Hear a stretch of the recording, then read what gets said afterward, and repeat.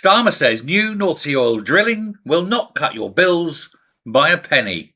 And anyone who says they will is 100% wrong. So is he right?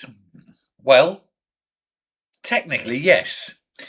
But strategically, well, it's the wrong question. Miliband's argument is simple. He said oil is priced globally. Gas prices are heavily influenced by international markets. Britain can drill more, but it won't suddenly slash household bills. And on a narrow technical level, that's technically true. You can't flick a switch and make global energy prices cheaper.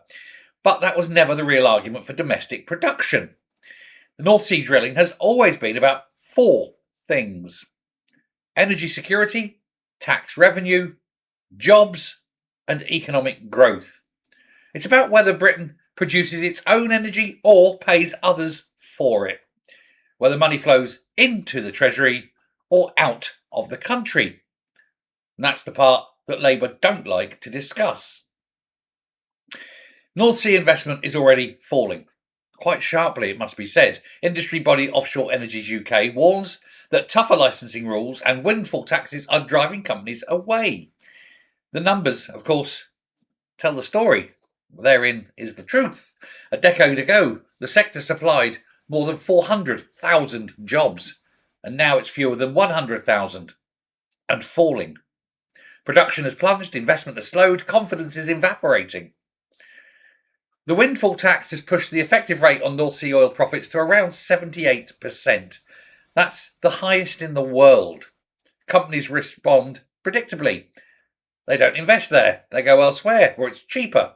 The Gulf, Venezuela, South America, Central America, Denmark, Norway.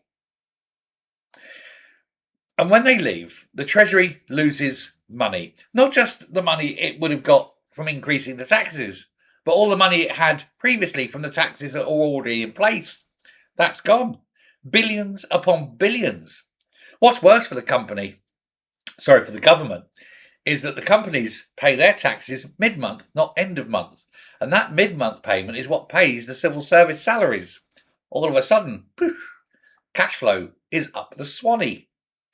Now, compare Britain's approach with others. Norway continues to drill and is expanding its drill and has built enormous national wealth from oil and gas revenues. It doesn't use its oil revenues for such stupid things as paying welfare.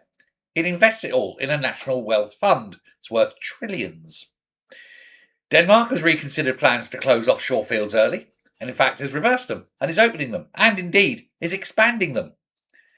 Even countries committed to green transition are maintaining domestic supply while the transition happens. Pragmatism, not immediacy. Unlike Britain, of course, because we've got a moron in charge.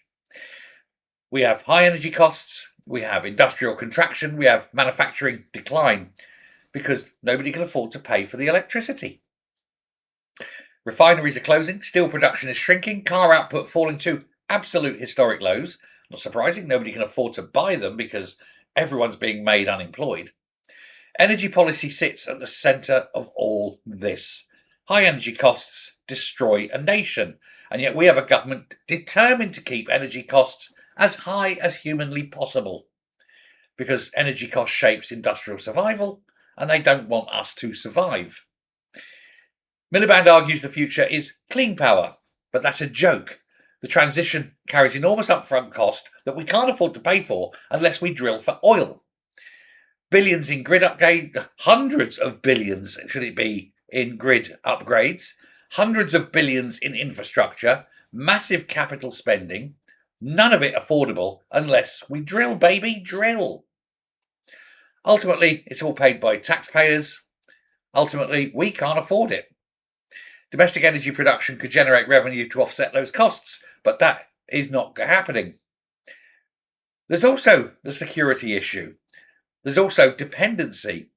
There's less domestic production means more imports means global shocks, more reliance on external suppliers, more volatility.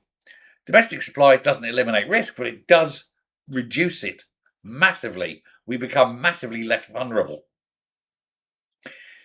And so Miliband may be correct on one narrow point. Drilling alone does not directly lower global energy prices, but our domestic production creates tax revenue, supports jobs, reduces imports, improves resilience, and gives us far more energy security. These factors affect the economy and ultimately household costs indirectly, but massively and significantly. And that is the real divide in Britain and in its energy debate. Immediate price effects versus long term economic strategy, market theory versus industrial reality, common sense versus imbecility. It's about Britain and where it gets its power. Do we import it from halfway around the world, or do we just build it ourselves? And ultimately, who pays the price? Thank you very much. Speak soon. Hit the subscribe button